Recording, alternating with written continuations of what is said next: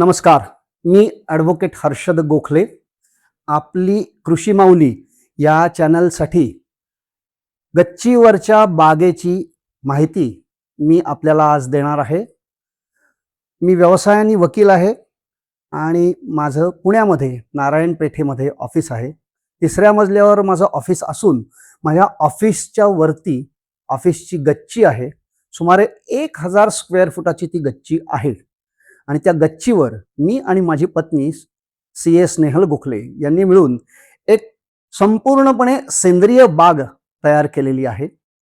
बऱ्याच लोकांना हा प्रश्न असतो की शेती करायची तर गावाकडे जावं लागतं, गावात शेतीसाठी विपुल जमीन असते, आम्ही शहरात राहतो, आमचे व्यवसाय नोकरी शहरात आहे, आम्हाला आवड आहे तर आम्ही काहीच करू शकत नाही का?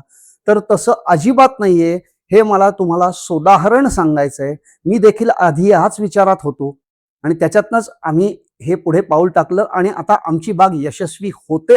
गच्चीवर पूर्णपणे सेंद्रिय बाग करता येते ही मला अनुभवातनं समजलेली गोष्ट आहे आणि तो अनुभवच मी आज आपल्याशी या बागेच्या मार्फत शेअर करणार आहे, तुम्हाला दाखवणार आहे. मला नक्की खात्री आहे की ही माहिती तुम्हाला नक्कीच आवडेल. तुम्हाला या माहितीची तुमची स्वतःची गच्चीवरची बाग किंवा परसातली बाग तयार करायला नक्कीच मदत होईल. धन्यवाद. आपण आता आमची बाग बघायला जाऊया.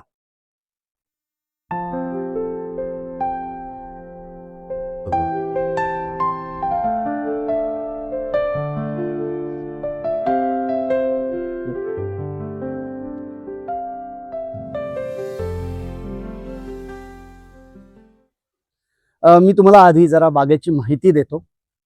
तर आपण ह्या बाजूकडनं सुरुवात करूया. सुमारे 1000 स्क्वेअर फूट एवढी जागा असलेली ही आमची गच्चीवरची बाग आहे. पूर्णपणे सेंद्रिय बाग आहे.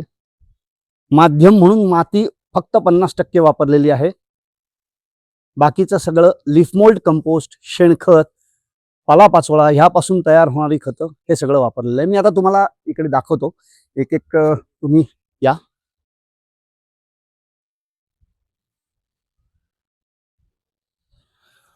आता तुम्ही इथे बघू शकताय आमच्याकडे पहिल्यांदा कुठली कुठली फळाळ झाडं काय काय लावलेलं आहे ते दाखवतो. आता इथे 2 प्रकारच्या केळी आहेत. तुम्ही थोडं जर का पुढे आलात तर तुम्हाला दिसेल हा एक केळीचा लोंगर इथे लागलेला आहे. हा आपण बघू शकताय. हा आता अजून एक साधारण 2 आठवड्यांनी काढला जाईल. हे तुम्ही बघू शकता आम्ही कुठल्या माध्यमामध्ये हे केळीचं रोप लावलेलं आहे. ही एक ग्रो बॅग म्हणून मिळते, टार्पोलिनची शिवलेली, आपल्याला हव्या त्या साईजच्या बनवून मिळतात. ह्याच्यामध्ये सुद्धा जर का तुम्ही बघितलं तर माध्यम हे संपूर्णपणे पालापाचोळ्याचं खत, शेणखत असं सगळं आहे. त्यानंतर आता इथे ही 2 रोपं जी तुम्हाला दिसत आहेत हे अनंताचं झाड आहे. याचा बहर संपला आणि आता ह्याची नुकतीच छाटणी केलेली आहे. हे रातराणीचं रोप आहे. ह्याचंही आत्ता नुकतीच छाटणी झालेली आहे. पहिला बहर संपून गेला. आता त्याला बारीक बारीक ही जी पानं दिसत आहेत ते नवीन फुटवे यायला लागलेले आहेत. त्याच्यानंतर हा जो तुम्हाला दिसतोय वरती हा आहे शेवगा. आता शेवग्याचाही बहर संपलाय. बहर संपल्यावर लगेच छाटत नाही आम्ही. बहर संपला सगळं काढून झालं की साधारण 1 आठवड्यानी छाटणी करतो, म्हणजे तिथपर्यंत पुढचा अन्नद्रव्यांचा पुरवठा झालेला असतो पुढचे फुटवे धरण्यासाठी सुयोग्य असा. आता ही दुसरी एक आणखीन केळी आहे, आपण बघू शकताय. तुम्ही तिथे बघितलं की त्या केळीला केळी धरलेली आहेत, लोंगर आलेला आहे. आता तुम्ही इथं बघू शकता हे नवीन केळफुल बाहेर यायला लागलेलं आहे. हे बघा, ही सुद्धा केळी जर तुम्ही बघितलीत ह्याचं माध्यम तेच आहे. आमच्याकडे माती आम्ही 30 ते 40% वापरतो. बाकी सगळं लिफमोल्ड कंपोस्ट, शेणखत, पालापाचोळ्याचं खत, स्वयंपाकघरातला ओला कचऱ्यापासून बनवलेलं खत असं वापरतो. हा देशी गुलाब आहे. याचा बहर संपलेला आहे. तिकडे नंतर तुम्हाला दुसरा देशी गुलाब, याच्यापासून आम्ही घरीच गुलकंद बनवू शकतो. हा एक पाम शोभेचा आहे. हा निशिगंध आहे. आता नुकताच वाढीला लागलेला, अजून 1 महिनाभरात त्याच्या स्टेमवरनं सगळं बाहेर येईल. हा आपण ज्याला जाम म्हणतो ना, जाम, बऱ्याच लोकांना जाम म्हणलं की काही कळत नाही. तर आपण पुणे मुंबई रेल्वेनी प्रवास करताना लोणावळ्यापासून पुढे कर्जतपर्यंत जे आपल्याला कातकरी लोक विकायला येतात ना, पांढरे जाम, रसदार, पाणीदार, ते आहेत. भरपूर पाणी असतं याच्यात, कॅलरीज कमी असतात आणि प्रवासामध्ये अतिशय उपयुक्त असं हे फळ आहे. तर हे जाम आहे, ही जाई आहे. आता हे इथे तुम्हाला हे लोकांना वाटतं की हे कॅक्टस आहे किंवा कसं, तर हे कॅक्टस नाहीये, हे आहे ड्रॅगन फ्रूट. हे ड्रॅगन फ्रूट पांढऱ्या गराचं आहे, पांढऱ्या रंगाच्या गराचं. ह्याचाही आत्ता बहर संपलेला आहे. हे आता पावसाळ्याच्या मध्यानंतर याला बहर यायला सुरू होईल. हे तुम्ही बघू शकताय. आम्ही एवढ्या छोट्या ग्रो बॅग मध्ये मोसंबी लावलेली आहे कलमी, ही त्याला आता पुढचा बहर सुरू झालेला आहे. छाटणीनंतर ही नवीन मोसंबी आहे बघा, ही छोटी छोटी धरायला लागलेली आहे. या इथे आहे, इथे आहे, या इथे आहे. हळूहळू आता ते धरायला लागतील. आता पानगळ चालू आहे त्यांची. दुसरा आता रोप मी हे इथे तुम्हाला दाखवतोय, हेही ड्रॅगन फ्रूटच आहे. हे याचा गर पूर्णपणे जर्द लाल रंगाचा आहे. हे लाल रंगाचं आणि हे पांढऱ्या रंगाचं. ड्रॅगन फ्रूट या फळाचं वैशिष्ट्य असं आहे की हे वाळवंटातलं रोप आहे, त्यामुळे ह्याला मेंटेनन्स अतिशय कमी लागतो, अतिशय कमी. आता भयंकर कडक उन्हाळा आहे म्हणून आम्ही 2-1 दिवसांनी एकदा असं पाणी देतो. अदरवाईज त्याला 7 दिवसातनं पाणी दिलं तरी पोहतो, 7 दिवसातनं एकदा. आता आणखीन काही इकडची दुसऱ्या लाईनची रोपं मी दुसऱ्या ओळीतली दाखवतो तुम्हाला. या वेगवेगळ्या जास्वंदी आहेत आमच्याकडे. हे आता अजून फुलायचे. आता दुपारी एक साधारण 12-12:30 पर्यंत फुलेल. ही दुसरी अशीच एक सिंगल जास्वंद आहे. ही जास्वंद, ही व्हरायटी माझ्याकडची जास्वंदीची वेगळी आहे.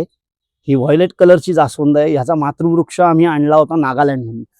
थोडं तुम्ही पुढे आलात तर मला मुद्दामून हे तुम्हाला दाखवायचं. आता ही जी पांढरी कीड दिसते याच्यावर जरा किडीचा प्रादुर्भाव झालाय. ही मिलीबग म्हणून कीड आहे.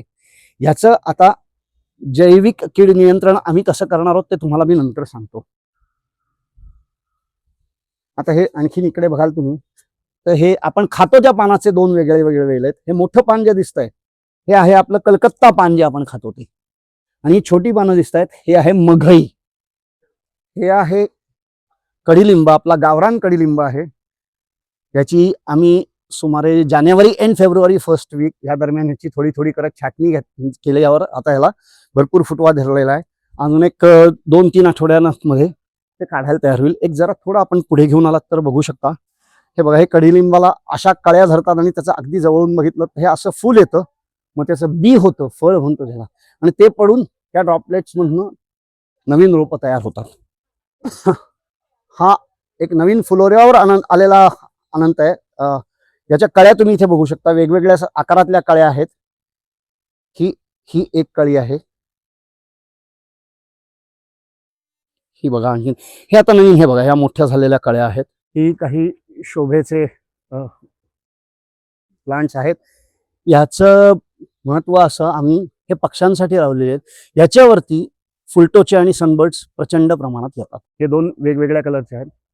इथे आम्ही आता हे डाळिंब लावलेले आहेत. डाळिंबाचाही बहर आता सुरुवात झाली, तुम्ही बघू शकता. हे बघा, हे डाळिंब, हे छोटं झालेली, ही आता वाढलं झालेली. आता नंतर याची छाटणी कर. डाळिंबाचं सुद्धा जर तुम्ही बघितलं तर आम्ही हे 50 लिटरच्या ड्रम मध्ये लावलेलं आहे. पुन्हा माध्यम तेच आहे, माती जेमतेम 30% आणि उरलेलं सगळं लिफमोल्ड कंपोस्ट, शेणखत, पालापाचोळ्याचं कुजलेलं खत, घरातल्या ओल्या कचऱ्याचं खत हे आहे. तर हे आहे डाळिंब. असंच पुन्हा पुढे आलात तुम्ही जर का बघितलं तर हे एका 50 लिटरच्या दुसऱ्या ड्रम मध्ये आम्ही लावलेला आहे अंजीर. तुम्ही बघू शकता इथे पानापानामागे अंजीर आहे. आणि सगळ्यात आनंदाची गोष्ट तुम्ही बघू शकलात तर हे अंजीर आम्ही आमच्यासाठी म्हणून लावलेलं नाही. तुम्ही इकडनं जवळनं जर का बघितलं, हे बघा, पक्षी येऊन असे अंजीर खाऊन जातात. होईल तर माझी तुम्हाला सगळ्यांना विनंती आहे की आपली कृषी माऊली या चॅनलवरची ही माहिती आपण अवश्य पहा. आपली कृषी माऊली या चॅनलला हा प्रोग्राम आवडला तर लाईक करा, चॅनलला सबस्क्राईब करा, म्हणजे या चॅनलचे पुढचे सगळ्या कार्यक्रमांचे नोटिफिकेशन्स तुम्हाला अशाच चांगल्या चांगल्या कार्यक्रमांसाठी मिळत राहतील.